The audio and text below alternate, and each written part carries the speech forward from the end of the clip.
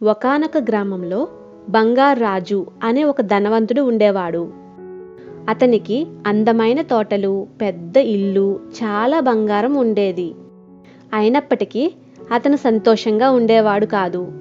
అతను ఎప్పుడూ ఇంకా ఎక్కువ కావాలని కోరుకునేవాడు.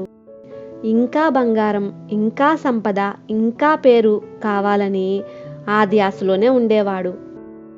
ఒకరోజు అతను చెట్టు కింద కూర్చుని ఆలోచిస్తున్నాడు. నేను తాకిన ప్రతి వస్తువు బంగారంగా మారితే ఎంత బాగుంటుందో, అప్పుడు నేను ప్రపంచంలోనే అత్యంత ధనవంతుణ్ణవుతాను అని అనుకుంటున్నాడు. అతనికి దురాశ చాలా పెరిగింది. అందుకే దేవుణ్ణి ప్రార్థించాడు. ఆ సమయానికి ఒక దేవదూత అతని ముందుకు వచ్చింది. దేవదూత అడిగింది, బంగార్రాజు, ఇప్పటికే నీ దగ్గర అన్నీ ఉన్నాయి, ఇంకేం కావాలి నీకు అని. బంగార్రాజు ఆనందంగా చెప్పాడు, నేను తాకిన ప్రతి వస్తువు బంగారం అవ్వాలి. అలా అయితే నేను ఎప్పటికీ సంతోషంగా ఉంటాను. దయచేసి ఈ వరం ఇవ్వండి అని ప్రార్థించాడు. దేవదూత నిట్టూర్పు విడిచి ఇలా చెప్పింది, సరే, నీ కోరిక నెరవేరుతుంది. కాని జాగ్రత్త, ఎక్కువ లోభం పెద్ద దుఃఖాన్ని తెస్తుంది అని చెప్పి బంగార్రాజుకి వరాన్ని ఇస్తుంది. తర్వాత రోజు బంగార్రాజు తన శక్తిని పరీక్షించాలనుకున్నాడు. ఒక పువ్వును తాకగానే అది బంగారంగా మారింది. అతను చాలా సంతోషపడ్డాడు. చెట్లు, కుర్చీలు, గోడలు అన్నిటినీ తాకి బంగారంగా మార్చేశాడు. మధ్యాహ్నం భోజనం చేయడానికి కూర్చున్నాడు. కానీ అతను తాకగానే ఆహారం బంగారంగా మారిపోయింది. అతను తినలేకపోయాడు. నీరు కూడా తాగలేకపోయాడు.